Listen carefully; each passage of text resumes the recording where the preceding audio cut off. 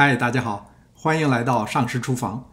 看看我这一大锅，这可是我家最近餐桌上的新宠。我今天要和大家分享的就是这个酸汤牛肉。我们去 Costco 常常能看到这种大盘的牛肉片，标签上写的是 Beef Loin New York， 是牛的后腰部位，用它来做非常省事儿。第一步是先把粉丝泡上，提前1个小时用凉水来泡，如果要用热水泡，用的时候可能就太软了。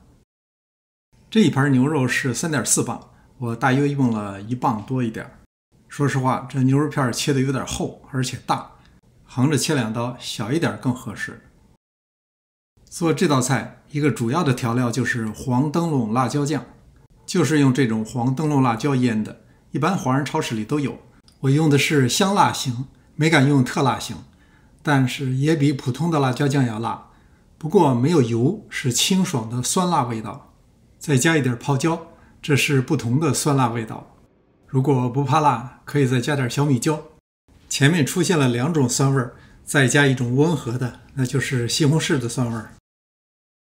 把西红柿切碎虽然没什么难度，但又湿又滑，总觉得不顺手。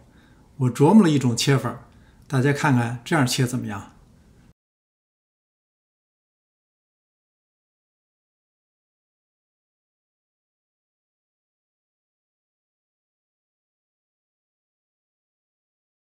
金针菇在这道菜里可以说是画龙点睛，虽然本身没有什么味道，但是在汤里边一煮，味道口感都非常好。再准备一些姜末、蒜末，还有香菜。食材都准备好了，接下来先烧一锅热水，再另起一锅，放适量的油，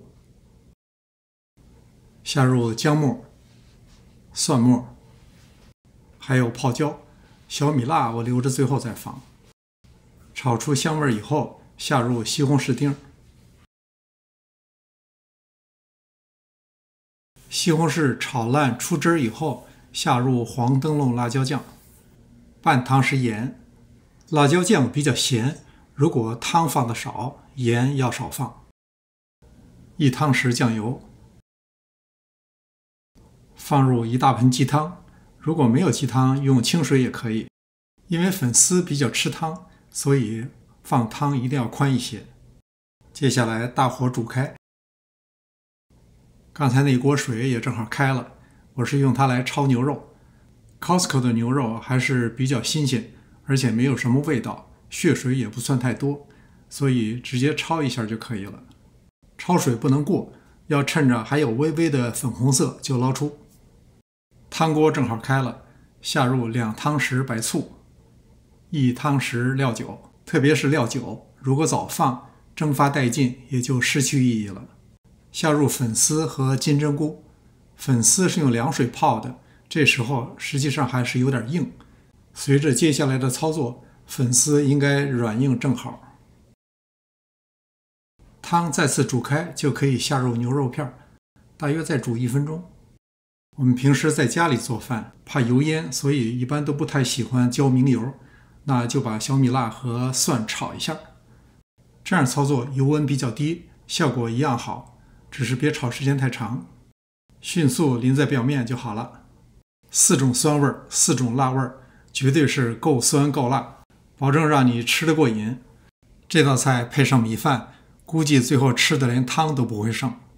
感谢您的观看，欢迎留言，临走前别忘了点赞订阅。这里是上师厨房，我们下次再见。